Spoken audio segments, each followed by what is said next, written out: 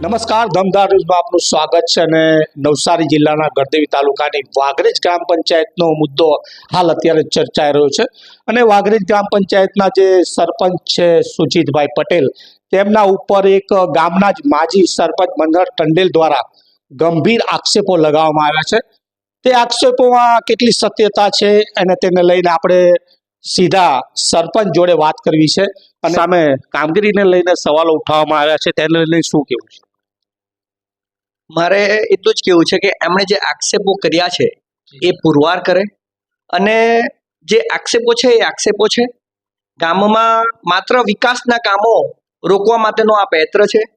ઘણી વખત પંચાયત પર આવીને અમને કહે છે કે તમે ગામમાં વિકાસના કામો કેવી રીતે કરે એ હું જોઉં છું. 5 વર્ષ તમે આ વહીવટી શાસનમાં કેવી રીતના પૂરા કરે એ હું જોઉં છું. એના માટે મેં ઘણી વખત પોલીસ ફરિયાદે કરી છે, જેના રેકોર્ડ પોલીસ સ્ટેશને છે. અને મેં જે કામો કર્યા છે કે જે પાણીના બોરની વાત હોય તો પાણીના બોરમાં એસ્ટિમેટ પ્રમાણે કામ જગ્યા પર નથી, પણ જેટલું કામ કર્યું છે એટલું જ ચૂકવણું સરકારશ્રીએ કરેલું છે. અને એ લોકોને ગેરમાર્ગે દોરીને અને ગામને ગેરમાર્ગે દોરીને મારી છબી ખરડવાનો આ એક પ્રયત્ન છે. અને શરૂઆતથી જ્યારથી હું ચૂંટાઈ આવ્યો ત્યારથી જ એ ગામના વિકાસના કામો રોકવા માટેના અવારનવાર પ્રયત્ન કરતા રહે છે. કોન્ટ્રાક્ટરને પણ વારંવાર ના પાડે છે કે ગામમાં વિકાસના કામો કરવાના નહીં. એ વાત ગામની વહીવટી બોડીથી લઈને અધિકારી લોકોને પણ ખબર છે. એ આ જે સંઘર્ષ છે એ તાલુકા કક્ષા, જિલ્લા કક્ષા સુધી તમામ અધિકારી આનાથી વાકેફ છે. માત્ર 1-2 કામોમાં નહીં, 15માં નાણાં પંચના કે યોજનાના દરેક કામોમાં એમણે અરજી કરી છે. અને એમનો મુખ્ય ઉદ્દેશ એ છે કે ગામમાં વિકાસના કામો અટકી જાય. ભૂતકાળમાં પણ આ જ વસ્તુનું પુનરાવર્તન થયેલું છે. ભૂતકાળમાં પણ માજી સરપંચ શ્રીઓને આ જ રીતના હેરાનગતિ કરેલ છે. એ હકીકત ગામ સારી રીતે જાણે છે, જેથી મારે આ આક્ષેપો સામે કઈ વધુ કહેવું નથી. આક્ષેપો છે. આમાં જે અત્યારે બોરિંગનું જે છે એમ કહેવામાં આવ્યું છે કે 140 ફૂટનું બિલ મૂકવામાં આવ્યું છે અને 30 થી 35 ફૂટનું જ કામ થયું છે. એવા ઘણા બધા બોરો કરવામાં આવ્યા છે.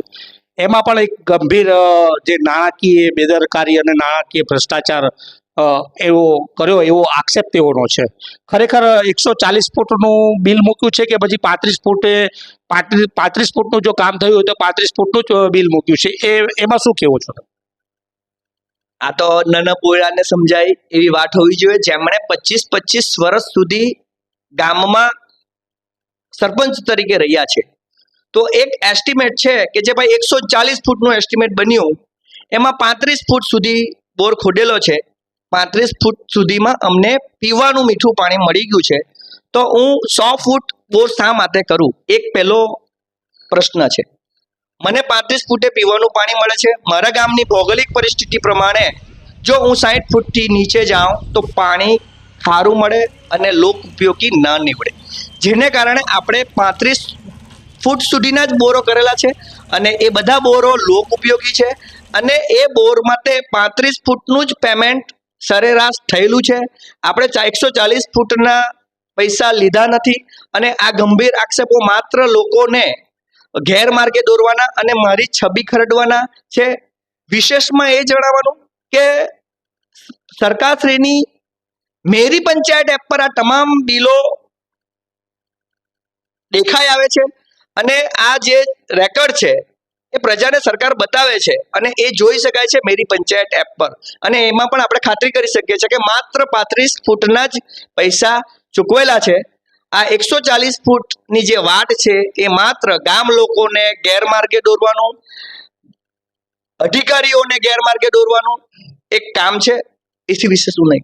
સુજીતભાઈ, એમનો એવો પણ આક્ષેપ છે કે માછીવાડ છે કે વલસાડી ઘોલમાં જે કામોના પૈસા ઉપાડી લેવામાં આવ્યા છે, પરંતુ ત્યાં કામો નથી થયા.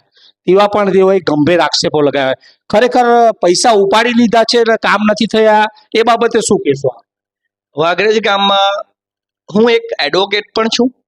સરપંચ હું 54 મહિનાથી છું. અને એક પેપર પર કામ બતાવીને એ કામના પૈસા ઉપાડી લેવા આવા ગંભીર આક્ષેપોને હું નકારી કાઢું છું. જો કોઈ પણ અધિકારી પેપર પર કામ બતાવીને આ પૈસા સરપંચશ્રી દ્વારા ઉપાડીને ભ્રષ્ટાચાર કર્યો છે એ સાબિત કરશે તો માજી સરપંચ શ્રી મનહરભાઈ કહે છે કે મારી ભૂલમાં હું માફી માંગુ, પણ હું જો આવું અધિકારી સાબિત કરશે તો જે સજા મંજૂર કરશે ને એનાથી ડબલ સજા હું ભોગવવા માટે તૈયાર છું. એટલે કે મારે એવું કહેવું છે કે એવું એક પણ કામ વાઘરેજમાં નથી કે જે માત્ર પેપર પર બતાવીને કે એનું પુનરાવર્તન કરીને સરકારી રૂપિયાનો ભ્રષ્ટાચાર કર્યો હોય. બલકે ભૂતકાળમાં એવા ઘણા બધા કામો છે કે જે માત્ર પેપર પર છે અને પૈસા એના ઉપડી ગયા છે. જેમાં માજી સરપંચ કહે છે કે તમે ફરિયાદ કરો ને, પણ હું જૂના મુદ્દા જે 5 વર્ષ પહેલા 7 વર્ષ પહેલા જે દટાયેલા છે એ હું ઉખાડવામાં માનતો નથી અને માત્ર મેં મારા ગામના વિકાસમાં ધ્યાન આપું છું. બાકી બીજો કોઈ સમય આ બધી વ્યર્થ વાતોમાં હું સમયની બરબાદી કરવા માંગતો નથી. હવે તમે વ્યવસાયિક સારા એવા વકીલ છો, એના સિવાય આજે આપણે બેઠા છે એ પ્રોપર્ટીમાં તમારું અલગ અલગ જગ્યાએ યોગદાન છે, જેને લઈને તમારી છબી બગાડવાનો પ્રયાસ થઈ રહ્યો છે કે શું, એને લઈને શું કહેવું છે? કારણ કે જ્યારે આપણે કોઈ ઉચ્ચ પદ પર હોય કે હોદ્દા પર હોઈએ ત્યારે આપણી છબી ખરડાવવા માટે આવા પ્રયાસો થતા હોય છે, તેને કઈ રીતે જોઉં છો? ચોક્કસ હું વ્યવસાય વકીલ છું, મારી છબી ખરડવાનો પ્રયત્ન કર્યો છે અને એ હું ચૂંટાઈને આવ્યો ત્યારથી અવારનવાર આના પ્રયત્નો ચાલુ છે અને આ એક રાજનીતિનો ભાગ છે. 54 મહિના થયા, 6 મહિનામાં પાછું સરપંચનું ઇલેક્શન આવે છે. જો મારી છબી ખરડે તો આવનાર ઇલેક્શનમાં એમને યેનકેન પ્રકારે આ એક રાજનીતિ છે.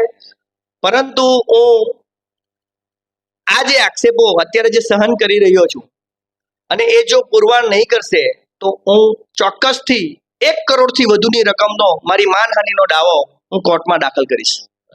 હવે આ જે હજુ 6 મહિના બાકી છે 5 વર્ષમાં, ક્યાંક એવું લાગે છે કે છબી ખરડાય અને કદાચ સસ્પેન્ડ કરે. હવે આવનાર તમારું બીજી ટર્મમાં સરપંચની જે ચૂંટણીને લઈને શું આયોજન છે ખરેખર? કેમ કે હજુ 6 મહિનામાં કંઈ પણ થઈ શકે, કેમ કે તેઓએ લગભગ એવું પણ કીધું છે કે અમારી પાસે એવા પુરાવા છે અને સરપંચ વિરુદ્ધ કાયદેસરની કાર્યવાહી થશે, ત્યાં સુધીનું તેઓએ કીધું છે. એ હવે વહીવટતંત્રએ જોવાનો પ્રશ્ન છે અને મારે આગામી સમયમાં સરપંચ રહેવું કે નહીં રહેવું એ મારી ગામની પ્રજા નક્કી કરશે અને ગામના વડીલો, આગેવાનો, યુવાનો, મિત્ર જે કરશે એ ભવિષ્યની વાત છે. એ બાબતે હું અત્યારે કોઈ સ્પષ્ટતા કરતો નથી.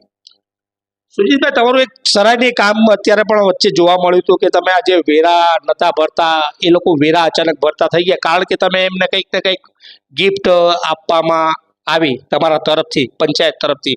આવું ખૂબ ઓછા પંચાયતોમાં જોવા મળતું હોય છે. તમારી ઘણી બધી એવી સારી કામગીરીને લઈને ગામના લોકો પણ તમારી કામગીરીને લઈને ઘણા ઉત્સાહી છે અને તમારા તરફી પણ જોવા મળતા હોય છે. હવે આ જે કામગીરીને તમે કઈ રીતે જો, કેમ કે આવનાર ચૂંટણીમાં શું તમને આનો ફાયદો મળશે જોવા? ગામમાં ઘણા વિકાસના કામો કર્યા છે, પરંતુ હું એને સોશિયલ મીડિયામાં મૂકતો નથી, કારણ કે મારે મારા ગામ પૂરતું એને સીમિત રાખવું છે. ગામમાં એક નાયકીવાડ વોર્ડ નંબર 1 છે કે જે અમારા ગામમાં ઘણો નીચાણવાળો વિસ્તાર છે કે જ્યાં આપણે 50થી વધુ એક જ ફળિયામાં આવાસો મંજૂર કરાવ્યા છે અને સરકારશ્રી જે ગ્રાન્ટ આપે છે 1,20,000 અને 20,000 રૂપિયા મજૂરીના, આ રીતે 1,40,000 રૂપિયા સીધા ડીબીટી મારફતથી લાભાર્થીના ખાતામાં જાય છે. આપણે કોઈ કોન્ટ્રાક્ટર ગામમાં નિયુક્ત નથી કર્યો એ આવાસો બનાવવા માટે. લાભાર્થી પોતે પોતાનું ઘર મજબૂત બનાવે છે, જેનાથી ગામનો આર્થિક વિકાસ દેખાઈ આવે છે. અને બીજા પણ ઘણા બધા એવા કામો છે વિકાસના કે જે હું કરતો છું અને હું એવું માનું છું સ્પેશિયલી કે જો સમાજ સેવા જ કરવી હોય તો એક પદ પર હોવું જરૂરી નથી. જો તમારો સેવાનું માધ્યમ હોય તો પદ પર નહીં હોવા છતાં પણ તમે સમાજ સેવા કરી શકો છો. એટલે મારે એ સરપંચનો કોઈ મોહ નથી. હું મારે કન્ટિન્યુ જે કામ કરતો છું ગામના વિકાસમાં કે ગામના આર્થિક વિકાસમાં, ઇકોનોમિકલી કે લોકોને રોજગાર મળી રહે, તો તે મારા પ્રયત્ન અવિરત ચાલુ રહેશે. ચાલો, એક પ્રશ્ન છે કે તમારા પર આક્ષેપો અને પુરાવા સાથે મુખ્યમંત્રીને જ્યારે રજૂઆત કરવામાં આવી, બરાબર, મુખ્યમંત્રીને જ્યારે ફરિયાદ થઈ હોય ત્યારે ફરી તપાસ થશે અને તપાસ થશે ત્યારે દૂધનું દૂધ પાણીનું પાણી થઈ જશે. જો ભ્રષ્ટાચાર હશે તો સામે આવશે અને નહીં હશે તો કોઈ પ્રશ્ન જ નથી. આ બધા વિકાસના કામો જોવા માટે સરકારશ્રીએ એક પ્લેટફોર્મ મૂકેલું છે અને ફરિયાદના પણ અલગ અલગ પ્લેટફોર્મ છે. તમારે પહેલી ફરિયાદ ટીડીઓ, બીજી ફરિયાદ ટીડીઓ એન્ડ ધેન સીએમઓ. આ માધ્યમમાં અલગ અલગ જગ્યાએ વહીવટતંત્રને ફરિયાદ કરી છે. અને માત્ર સરપંચ એકલા ભ્રષ્ટાચાર ના કરે, આખી ટીમ રહી છે ભ્રષ્ટાચારમાં, બરાબર. તો એ દરેક વ્યક્તિ પર એ આક્ષેપો રહે. માત્ર આ જ્યારે આમાં માત્ર સરપંચે ભ્રષ્ટાચાર કર્યાના આક્ષેપો રહે, માત્ર સરપંચની છબી ખરડવાનો આ એક પ્રયત્ન છે જેને હું મારા સ્પષ્ટ શબ્દોમાં નકારી કાઢું છું. માત્ર ગામના વિકાસના કામો રોકવાની આ એક નીતિ છે અને જેનાથી મારું ગામ સારી રીતે વાકેફ છે. અને જે વ્યક્તિ આજે આક્ષેપ કરે છે,